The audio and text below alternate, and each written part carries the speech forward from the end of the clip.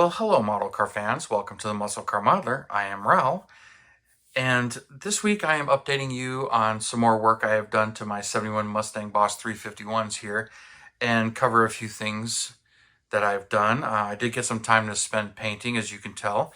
Both of these are done, and it was a bit of a learning curve for me because, anytime you change a product, there's going to be a learning curve or try something out. And this was no different for me. So both of these model kits were provided by my sponsor, Hobby Nut Models. So thanks, Mark, for that. But he also provided MCW paints as he sells this as well.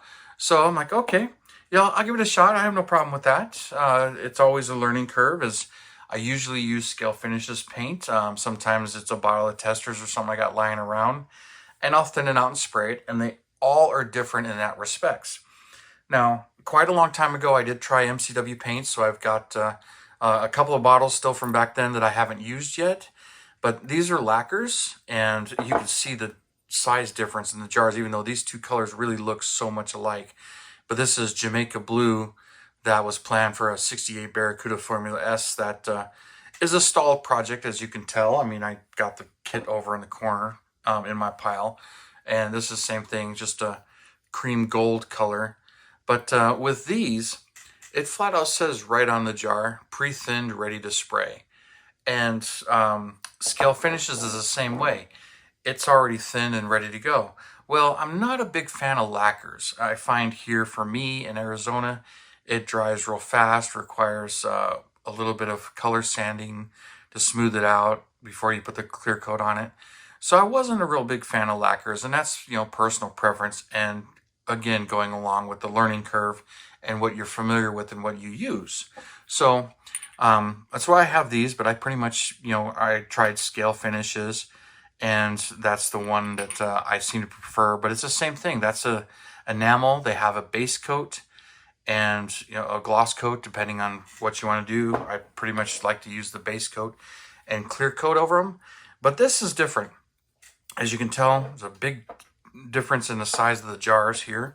So, this is 2 ounces, and this is literally a half an ounce. So first thing I noticed with it, I took a little bit of this and I put it in my little mixing cup and was just trying it out. This is not thinned. And then to my surprise, there's nothing on the bottle that tells you what to use or anything like that. So kind of a thing right there. And then I went to MCW's website. I didn't see anything there on what to use or how to mix it, what the ratios should be. Most of them have that. So then I jumped to my competitors on YouTube. Not really my competitors, I'm just joking around about that, but other guys that use this stuff, and they have videos on how to use it. So I went and watched a few of those videos and saw what they were doing and how they were doing it. And, one of them said, they were mixing it. Both of them were Mr. Hobby's thinner, which I don't have. But being enamel, I used my mineral spirits I use with Testers. Well, I found out this doesn't thin with that. So it immediately coagulated and it was junk, but I was mixing a little bit in the bottle and experimenting. So I learned that one real quick, tossed that. That didn't even go into the airbrush. And okay, but I did have Scale Finishes Super Reducer, and it says right on here, universal reducer for thinning and cleaning up of colors. And since it's pre-thinned, I really don't need this or use this. I use it every now and then to clean the airbrush. Sometimes I'll have somewhere I want to thin it just a little bit more, and that's what I use this for. I'll thin it just a tad more, and I tend to use it on the primer to help thin it because that will spray a texture. So that's why I use this, but I found this will dilute this just fine. So I had sprayed the bottom of the hood, but I had it just a little too thin so you can see the primer through some of the lines here. So I sprayed it on the bottom side of the hood to find out. You can see where the gloss and the dull is from the overspray. But anyway, I haven't fixed anything. This is literally after spraying it and taking it off. So I sprayed that and the mirrors, and I knew I was going to be flipping it over and spraying the top and the top of the mirrors and doing this. So after watching those videos, and one of them suggested he mixes it 70-30. I'm like, okay, well, a lot of paints in the automotive industry, and my clear coat is no different. You mix it 4 parts of paint, 1 part thinner and 1 part hardener. Well, this has hardener. So I decided, you know what? I'm going to go with that. It's pretty much tried and true standard. This is based on automotive paint, just like scale finishes. So I went with that mix ratio, and it turned out to be perfect. So I'm like, okay, I can tweak it if I want to, but so I'm like, all right, that came out perfect. So then I went ahead and sprayed the car. But once you mix the hardener in it with the scale finishes, you know, it's right out of the bottle. You can add hardener, but I use reducer. So you can put as much as you want and then put it back in the jar when you're done. But since you're mixing this with hardener and thinner, you can't put it back in the jar. So you need to make sure you mix what you use. So you got to kind of plan accordingly a little bit there. So with that being said, I kind of knew that and knew that, you know, I want to save some. So even with experimenting, it covers really well. You can see how much of this I still have. Like a quarter of the jar is still in here. This one, because I didn't do experiments, is a third of the jar is still here. So, and that's after painting these. So I didn't have to paint the chassis or any other parts. So this is probably enough for one whole kit, depending on how much you detail. And I did spray in here a little bit to get the overspray in here, but I haven't done the silver outlining on this one. But anyway, so I got it and I shot it and she came out beautiful. Very, very shiny. It's pretty much, you know, obvious that this has the clear in it. It doesn't tell you it's single stage paint or base coat. You know, it doesn't tell you anything. But it sprays a little thick. So once I got enough coverages on there, it is pretty thick. You can probably color sand and buff it out, but I'm going to put the decals on it and everything. But now my hood doesn't fit, or this hood doesn't quite fit, but I found out this body, you push it in a little bit and then the hood fits. But this body is tweaked a little bit, and kind of a giveaway is you take the two bodies, you line them up, and you can see how much more spread the yellow body is to the blue body. So anyway, that'll all fix when I glue it all in. But came out really nice, pretty happy with it. Looks like, you know, no clear coat is going to be needed. It dried pretty quickly. Within 4 hours with the hardener in it and everything, I was able to pull it off of my tape and everything and bring it here. But then again, it's an Arizona weekend. It was over 110. My garage is pretty hot, so how much that accelerated the drive time, I don't know. So also got some time and did some detail painting to some of these parts.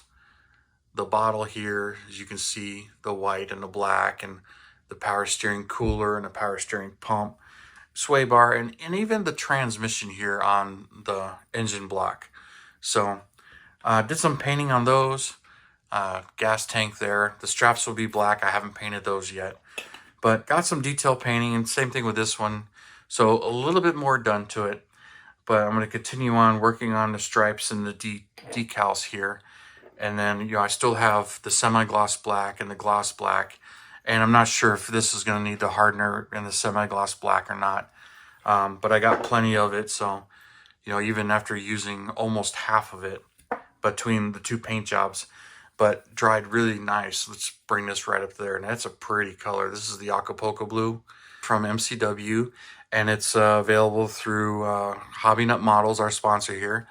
He's got that, and I'm sure pretty much a good chunk of the line there.